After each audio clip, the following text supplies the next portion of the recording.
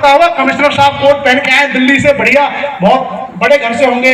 मैं 4 बीघा किसान का बेटा हूं, जिसके घर में केवल 4 बीघा जमीन थी। इतने गरीब घर से हूं मैं, और आज मैं इस पोजीशन पे हूं कि मैं अपने पिताजी को हवाई जहाज में घुमा सकता हूं। क्या 4 बीघा खेत का आदमी कभी सोच सकता है? नहीं सोच सकता। शिक्षा एक ऐसी चीज है जिसने हमें वो साधन दिए जिसके दम पर उनको बड़े होटल में घुमा सकते हैं, विदेश घुमा सकते हैं, हवाई जहाज में बिठा सकते हैं, दुनिया घुमा सकते हैं। किसके दम पर? शिक्षा। यही आपका हथियार है। और मैं आप सब लोगों से, चंद्रावल और आसपास के गांव से आए हुए सभी नागरिकों से, सभी माताओं बहनों से ये प्रार्थना करता हूं कि अंधविश्वास और पाखंड को छोड़ करके अपने बच्चों को कलम पकड़ाइए।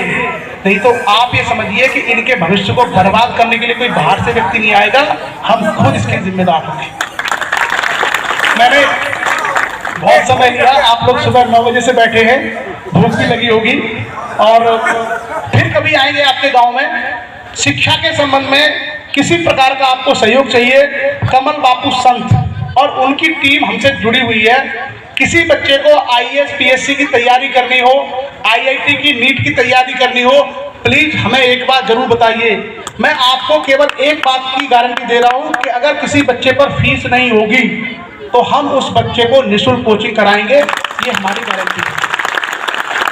लेकिन इसको आपको निकल के आना पड़ेगा। जो 2.5 लाख रुपए 5 लाख रुपए आप चंदा करके पाखंडों में उड़ा देते हो ना, ये बंद कर दीजिए। उसी 50,000 रुपए को बच्चे को देकर के भेजिए। एक बच्चा अगर आपका आईआईटी में निकल गया या कलेक्टर बन गया तो आप ये समझिए कि सैकड़ों लोगों का जीवन सुधर जाएगा, और ये आपके हाथ में है। नहीं तो बर्बादी तो हम कर ही रहे। ठीक है माता जी, खुश होकर जाना। मैं पूछूंगा कि कितनी माताओं ने अपने बच्चियों को ठीक से पढ़ाया, ठीक? और बेटा आप लोग याद रखना, किसी भी कथा में, किसी भी कामड़ में, किसी भी जात में, किसी भी तीर्थ यात्रा में कभी नहीं जाना, और न ही अपने सिर पर घड़े लादने। हमारा हथियार पुस्तकें हैं, हमारा हथियार पेन है। पढ़ेंगे लिखेंगे तो चंद्रमा तक जाएंगे, पढ़ेंगे लिखेंगे तो चांद तक जाएंगे, अंतरिक्ष में जाएंगे, आईएएस बनेंगे, डॉक्टर बनेंगे, इंजीनियर बनेंगे।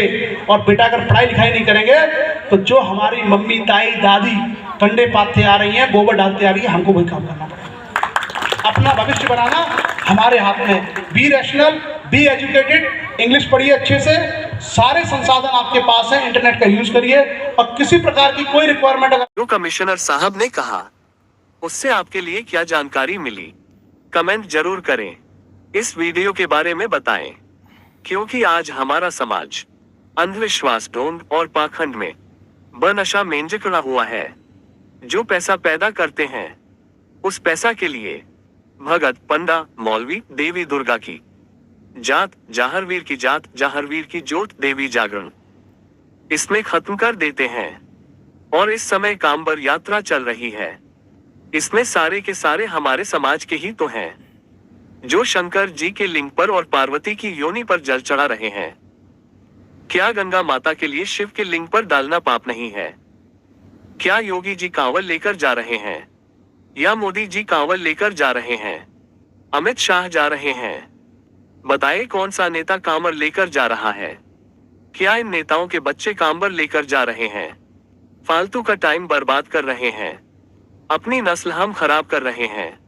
इससे आपको कौन सा ज्ञान मिलता है, क्या फायदा मिलता है? इसका कोई भी उत्तर आपके पास नहीं हो सकता। बची हुई कसर और बचा हुआ पैसा हम अपने नशा में खत्म कर देते हैं। हमारे समाज के बच्चे गांजा पीते हैं, तंबाकू खाते हैं, गुटखा खाते हैं, बीड़ी पीते हैं, भांग पीते हैं, हितकारी भांग का चूर्ण खाते हैं, भांग का गोला खाते हैं। क्या यह आजादी बाबा साहब ने हमारे लिए इसीलिए दिलाई थी? काफी जगह पर देखने के लिए मिला है।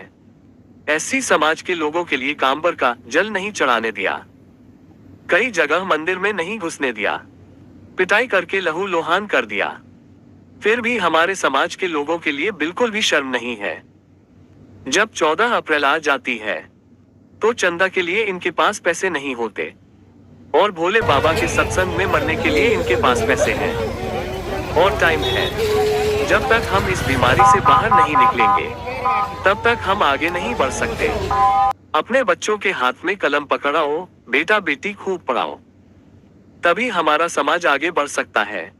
मुख्य बात यह भी है, इसमें 50% से ज्यादा लोग पढ़े लिखे भी कांवड़ यात्रा में जा रहे हैं।